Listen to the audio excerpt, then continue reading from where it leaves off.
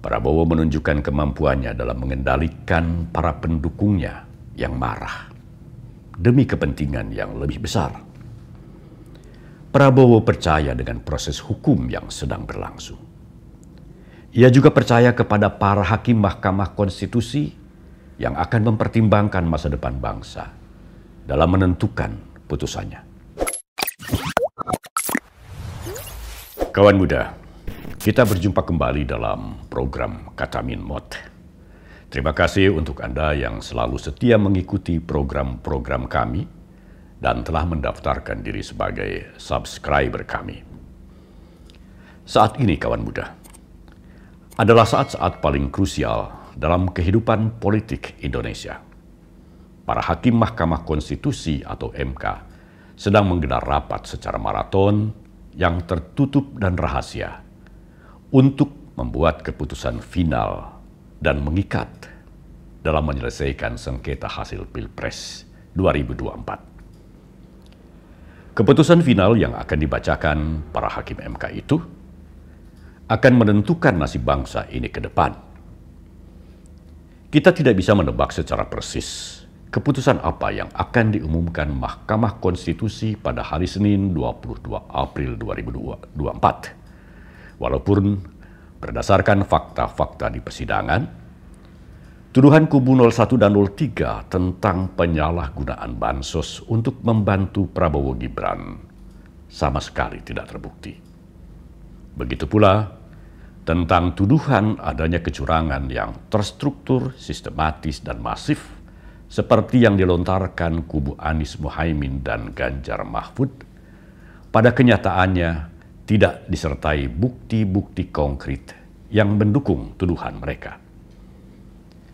Yang ada hanyalah orasi-orasi berisi permintaan agar MK membatalkan hasil pemilu 2024 dan meminta MK untuk memerintahkan Komisi Pemilihan Umum atau KPU melakukan pemilu ulang tanpa mengikut sertakan Prabowo Gibran.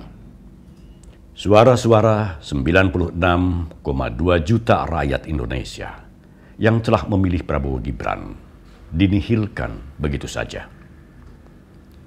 Kesimpulan yang disampaikan kubu 01 dan 03 kepada Mahkamah Konstitusi juga tidak ada bedanya dengan tuduhan-tuduhan dan permintaan yang mereka sampaikan kepada MK di persidangan sengketa hasil Pilpres. Juga tak ada bedanya dengan narasi serupa yang mereka sampaikan kepada media untuk membangun opini publik yang umumnya menyudutkan Presiden Jokowi dan mendelegitimasi hasil Pilpres 2024 yang telah memenangkan Prabowo Gibran. Kemudian muncullah amicus curiae yang diajukan oleh Ketua Umum PDIP Megawati Soekarno Putri melalui Sekjen PDIP Hasto Kristianto dan Ketua DPP PDIP Jarod Saiful Hidayat serta Ketua Tim Hukum Ganjar Mahfud Todung Mulya Lubis. Amicus curiae merupakan istilah hukum dalam bahasa Latin yang juga sering disebut sebagai Friends of the Court dalam bahasa Inggris, yang artinya adalah sahabat pengadilan. Amicus curiae didefinisikan sebagai orang atau kelompok yang tidak menjadi bagian dalam suatu gugatan atau sengketa, tetapi memiliki kepentingan kuat dalam kasus yang dipersengketakan. Dengan kata lain, orang atau kelompok yang mengajukan permohonan kepada pengadilan untuk menjadi sahabat pengadilan seharusnya adalah orang atau kelompok yang sama sekali tidak mempunyai kaitan dengan pihak-pihak yang sedang bersengketa.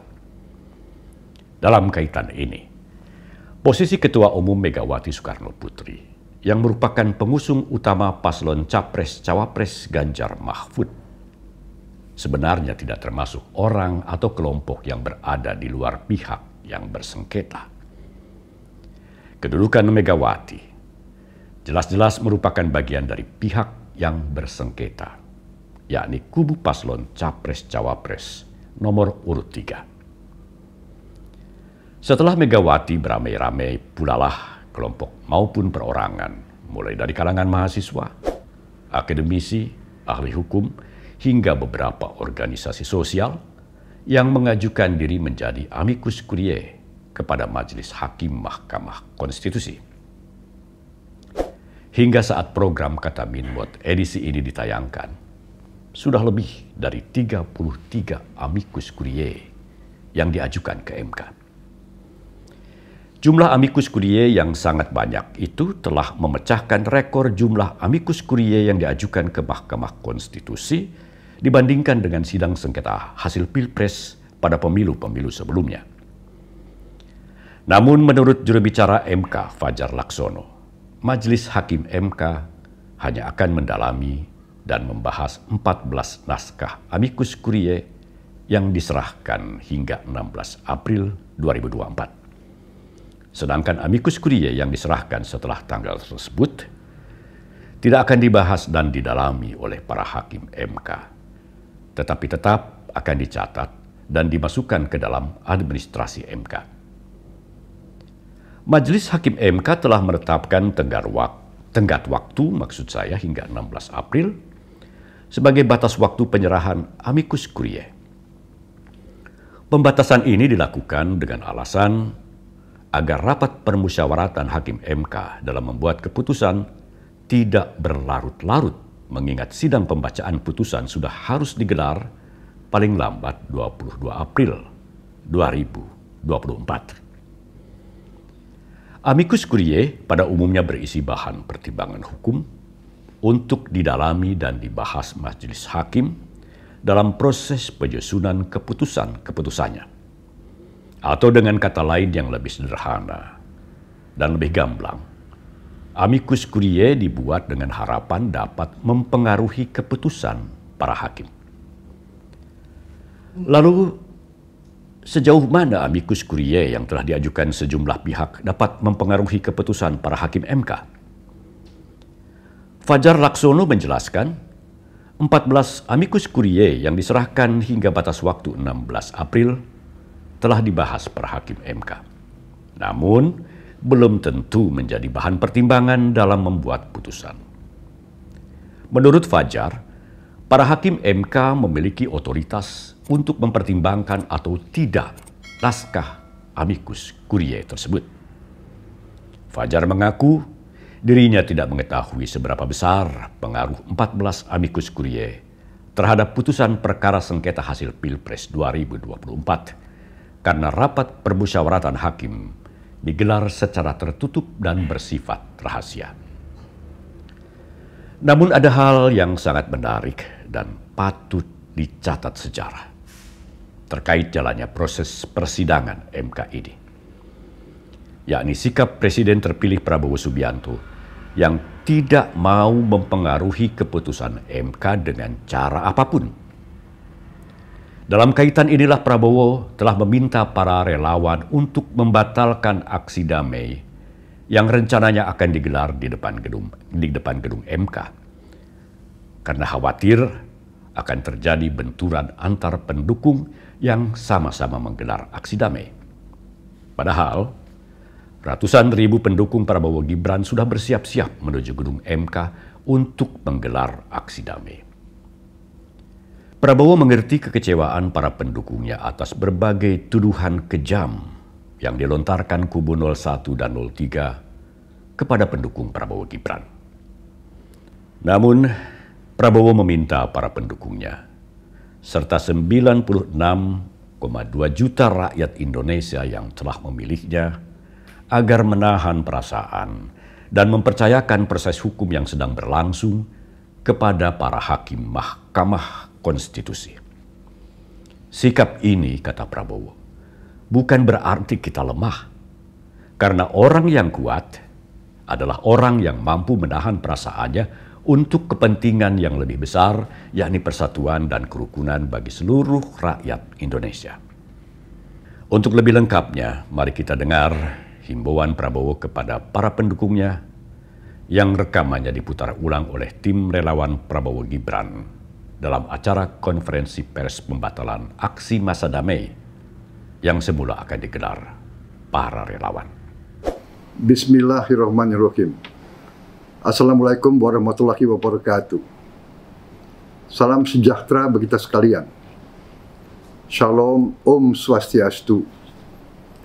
Namo Buddhaya, salam kebajikan. Selamat malam, saudara-saudaraku sebangsa dan setanah air, dimanapun engkau berada. Bahwa apa yang sudah ditetapkan oleh Komisi Pemilihan Umum, perolehan suara pasangan Prabowo Gibran dalam pemilu yang baru lalu adalah sebesar 58,6%. Ini adalah hasil proses demokrasi, hasil perjuangan yang sungguh-sungguh dan kerja keras dari para pemilih, dari para pendukung, dari para relawan Prabowo Gibran, dari unsur-unsur yang mendukung Prabowo Gibran, dari tim kampanye nasional Prabowo Gibran. Saudara-saudara sekalian, kami memahami bahwa tuduhan yang sangat kejam yang ditujukan kepada pasangan Prabowo Gibran dalam memenangkan kontestasi demokratis ini, di mana kami dituduh menggunakan cara-cara yang curang dengan menggunakan bansos maupun aparat penegak hukum. Kita sadari bersama bahwa itu adalah tuduhan yang tidak mendasar. Dan kami dapat memahami bahwa pendukung Prabowo Gibran, para pemilih Prabowo Gibran, sungguh amat terganggu dan memiliki reaksi yang cukup menyentuh hati terhadap tuduhan-tuduhan tersebut. Namun kami meminta kepada pendukung pasangan Prabowo Gibran, para pemilih yang sudah menggunakan hak pilihnya, untuk selalu waspada, selalu hati-hati, dan tidak terpancing, tidak dapat diprovokasi oleh siapapun, apalagi pihak-pihak yang menginginkan terjadi sesuatu yang menimbulkan suasana yang tidak sejuk dan suasana yang tidak tentram. Saudara-saudara sekalian, saya Prabowo Subianto meminta dengan sungguh-sungguh kepada seluruh masyarakat Indonesia, khususnya 96,2 juta rakyat Indonesia yang telah memilih pasangan Prabowo Gibran, untuk tidak melakukan aksi apapun di depan gedung Mahkamah Konstitusi ataupun di tempat-tempat lain, apalagi di jalanan, demi menjaga kesejukan demokrasi, menjaga persatuan dan keutuhan bangsa, menjaga kerukunan di antara seluruh rakyat Indonesia. Berkali-kali saya ingatkan, dengan kerukunan di antara kita, dengan rasa persatuan, dengan kearifan, dengan kesejukan, Indonesia akan mencapai cita-cita bangsa. Saudara-saudara sekalian, marilah kita menganjurkan sikap yang sadar, sikap cinta tanah air, sikap sayang kepada rakyat Indonesia. Demi tujuan itu, saya menghimbau seluruh pendukung Prabowo Gibran untuk sekali lagi menahan diri, berjiwa besar, berhati yang teguh, dan memberi suatu dukungan tidak dengan aksi-aksi massa dan aksi-aksi di jalan. Hal ini tidak berarti bahwa kita lemah. Tidak. Justru orang yang kuat adalah orang yang dapat mengendalikan perasaannya. Pihak yang kuat adalah pihak yang bisa menahan diri. Pihak yang kuat adalah pihak yang mengutamakan kepentingan bangsa dan negara di atas kepentingan golongan atau pribadi. Saudara-saudara sekalian, yakinlah kekuatan rakyat ada di pihak kita. cita-cita rakyat itu adalah tujuan kita. Kita tidak ragu-ragu sedikit pun bahwa saya menghimbau untuk menahan diri tidak berarti bahwa kita lemah. Tidak berarti bahwa kita gentar. Kepada semua pihak, janganlah sekali-sekali menganggap bahwa kita tidak mengerti keadaan. Kita sungguh-sungguh mengerti keadaan. Kita telah menerima mandat dari rakyat secara luar biasa. Dan kami siap menjalankan mandat tersebut. Tetapi saya kembali tegaskan, marilah kita tenang, sejuk, menahan diri, mempersilahkan institusi-institusi, mempersilahkan hakim-hakim Mahkamah Konstitusi menjalankan tugas mulianya dengan kearifan, dengan selalu mengutamakan kepentingan bangsa dan rakyat demi masa depan Indonesia yang kita cintai. Terima kasih. Prabowo sekali lagi menunjukkan sikap kesatria dan sikap kenegarawanannya, serta sikapnya sebagai seorang pemenang.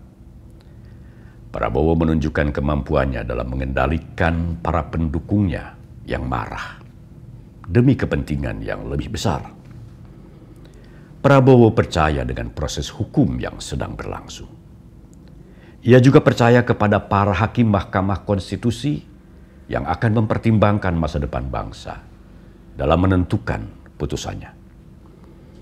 Walhasil, mari kita tunggu saat Majelis Hakim Mahkamah Konstitusi mengetokkan palu pada 22 April 2024. Kita yakin para hakim MK akan membuat putusan yang seadil-adilnya dengan mempertimbangkan fakta-fakta di persidangan serta mempertimbangkan kemaslahatan rakyat serta masa depan negara dan bangsa Indonesia. Sampai di sini dulu kawan muda. Jangan lupa subscribe, like, dan komen. Salam Menbot. Prabowo Gibran, Man of Our Time.